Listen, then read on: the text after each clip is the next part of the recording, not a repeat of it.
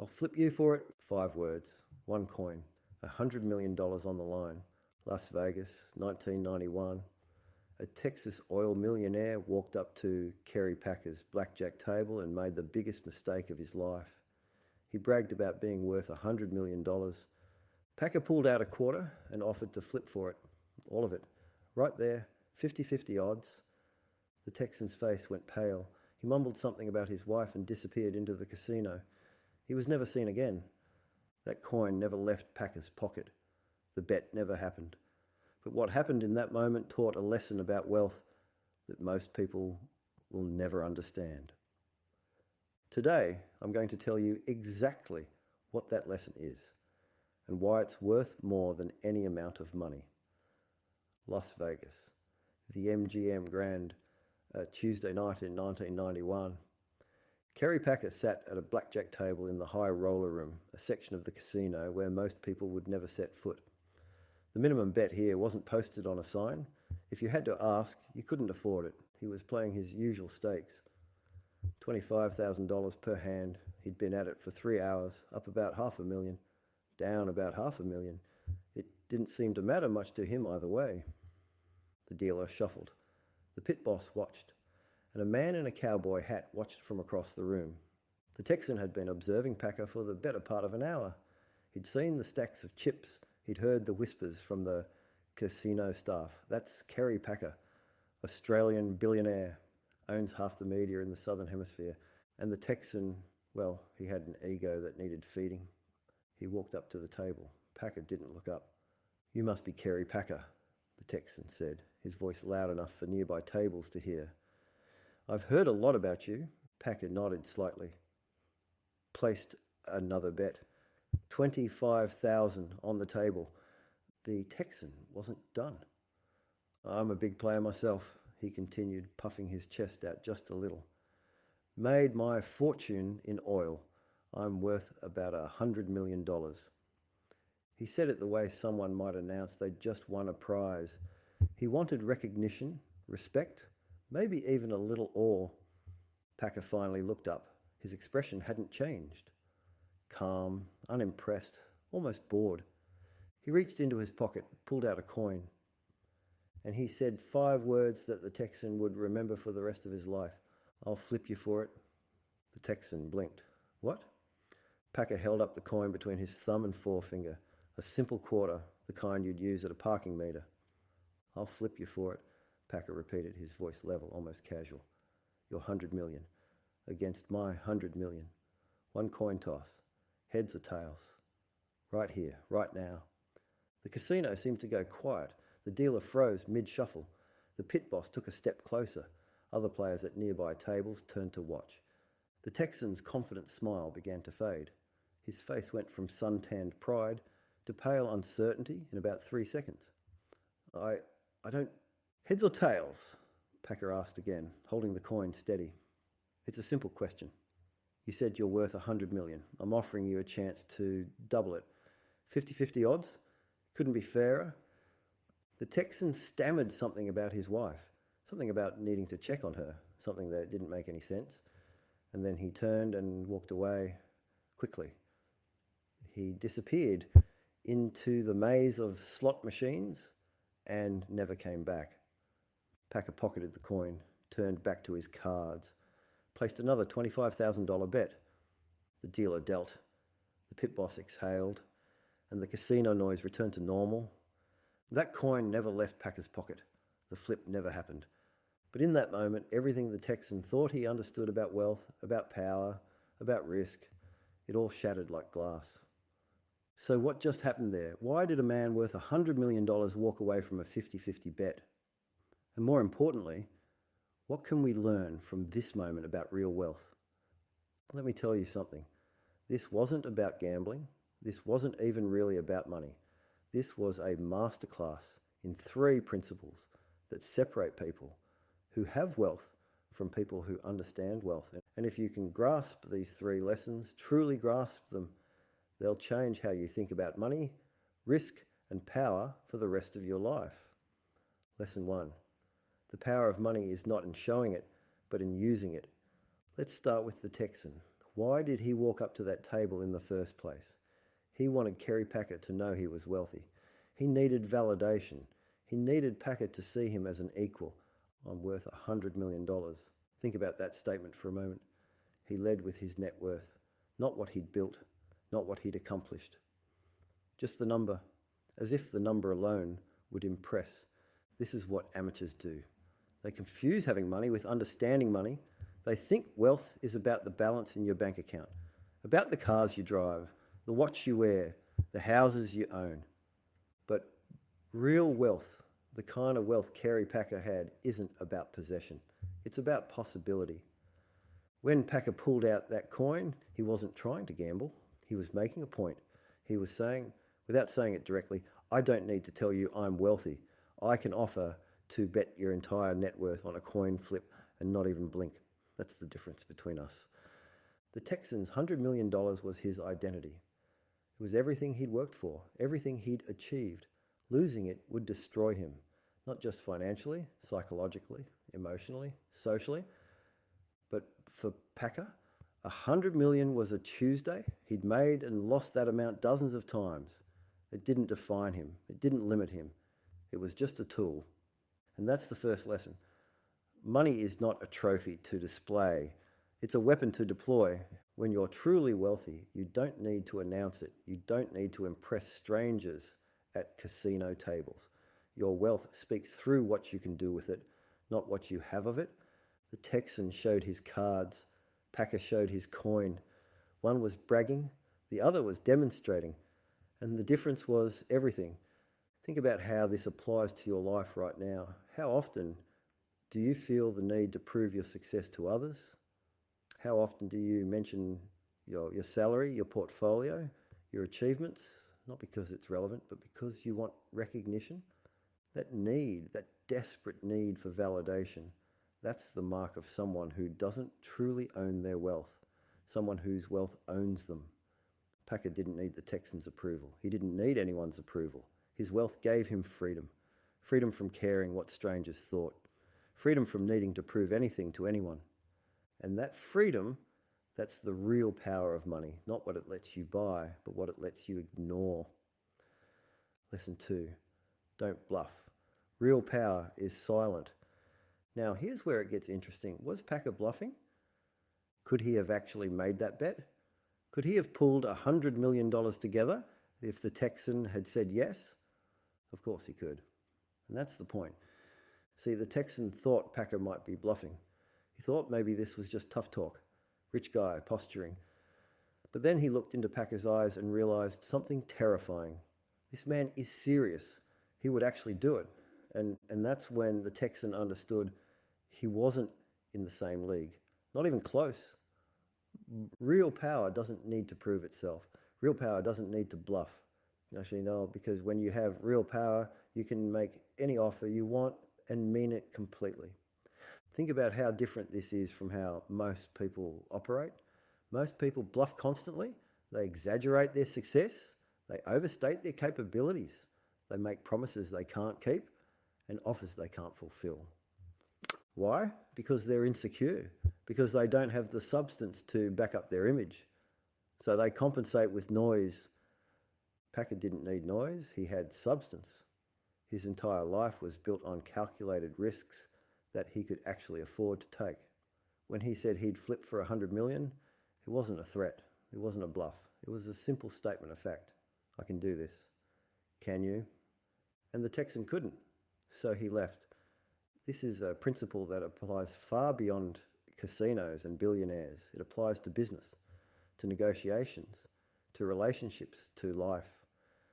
When you're operating from genuine strength, from genuine capability, you don't need to bluff. You can make straightforward offers. You can be direct. You can be honest about what you're willing to do. And that directness, that honesty, that quiet confidence, it's more intimidating than any amount of bravado. I've seen this play out in business negotiations countless times. The person making the most noise, making the biggest threats, making the boldest claims, they're usually the weakest person in the room. Because if they had real leverage, they wouldn't need all that noise. The person who speaks calmly, who makes simple, clear statements, who doesn't need to convince you of their strength. That's the person you need to worry about, because they're not performing, they're just stating facts. Packer spoke in a normal tone. He made a simple offer, and it was more devastating than any shot could have been, because it was real. The loudest person in the room is rarely the most powerful. The most powerful person in the room is the one who doesn't need to raise their voice. Lesson 3. Measure your opponent's true capacity before you risk. But let's flip this around for a moment. Let's talk about the lesson from the Texan's perspective, because there's something crucial here about risk assessment. The Texan walked up to that table without understanding who he was dealing with. He saw Kerry Packer playing blackjack. He heard some whispers about wealth, and he assumed they were in the same category, both rich guys, both big players.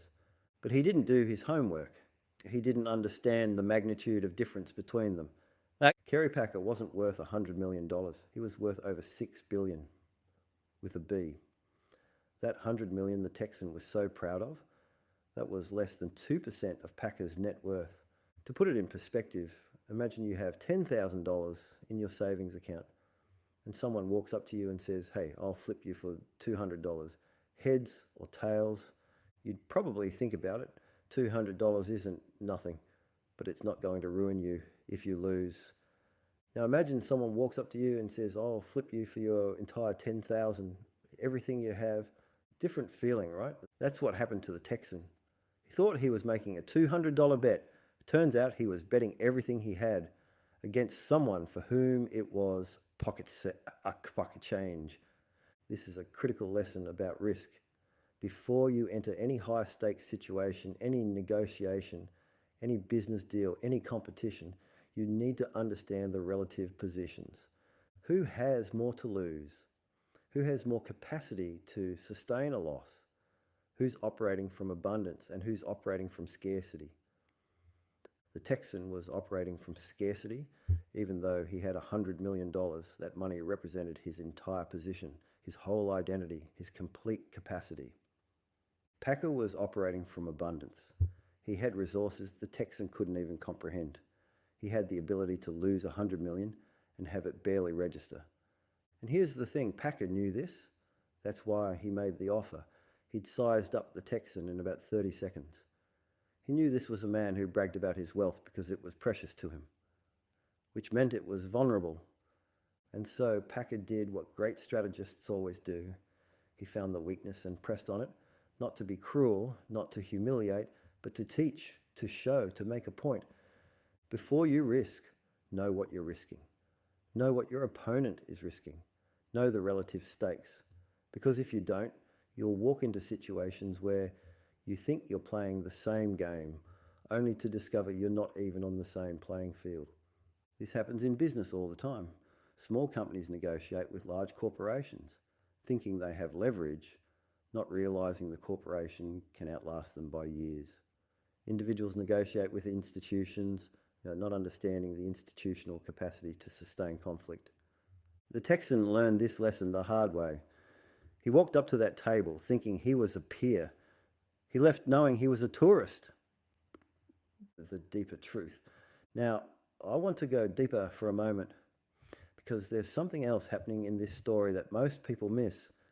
Kerry Packer didn't make that offer to win $100 million. He already had billions. He didn't need the money. He didn't even want the bet to happen. So why did he do it? He did it to expose a truth about the difference between having money and understanding it, a truth about real confidence versus false bravado, a truth about who actually belongs at the table and who's just pretending. The Texan wanted to be seen as Packer's equal, and Packer's response was essentially this: if you want to play at this level, you need to be willing to risk at this level. Are you? And the answer was no. This is something most people never grasp about real wealth. It's not just about accumulation. It's about risk tolerance. It's about emotional control. It's about being able to make decisions that would paralyze other people. Packer could offer that coin flip because money didn't control him. He controlled money. It was a tool, a resource, something to be deployed strategically, not hoarded fearfully.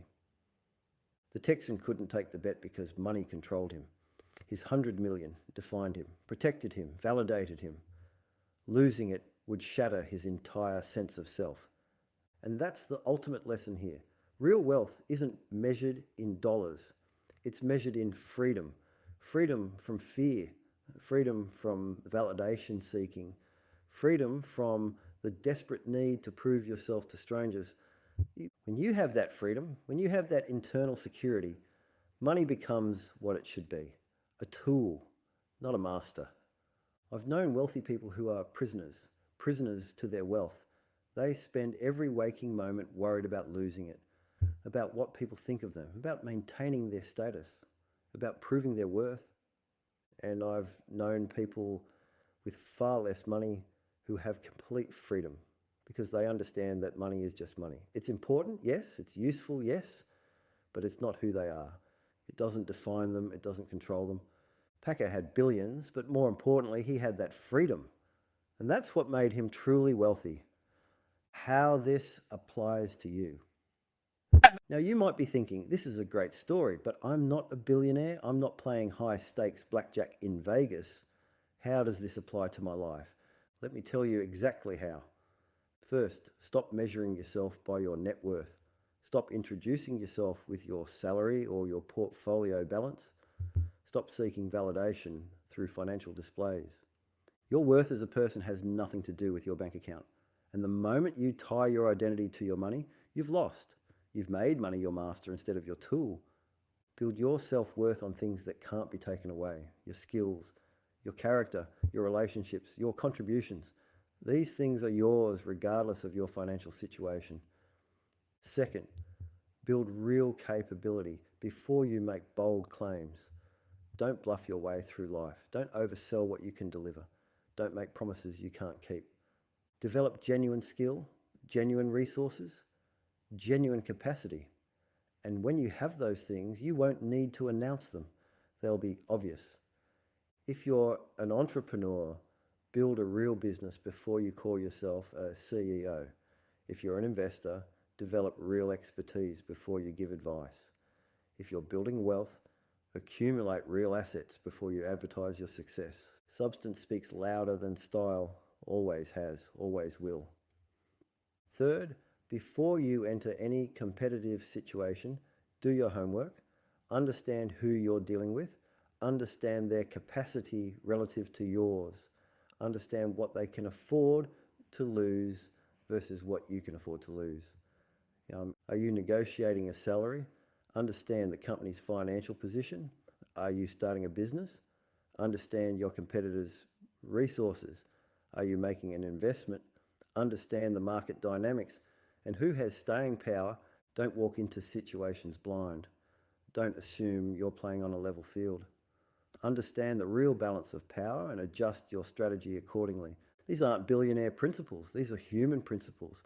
They apply whether you're negotiating a salary, starting a business, making an investment, or simply navigating relationships. The core truth remains the same. Real power is quiet. Real wealth is freedom. Real confidence needs no validation. The coin that never flipped. Or Kerry Packer died in 2005. He was worth $6.5 billion. He'd built an empire. He'd taken risks that would have destroyed lesser men. He'd won and lost fortunes most people couldn't imagine. And somewhere in his estate, there might still be a coin, a simple quarter. The coin he pulled out that night in Las Vegas. It never got flipped. The bet never happened. But that coin taught a lesson more valuable than any amount it could have won or lost.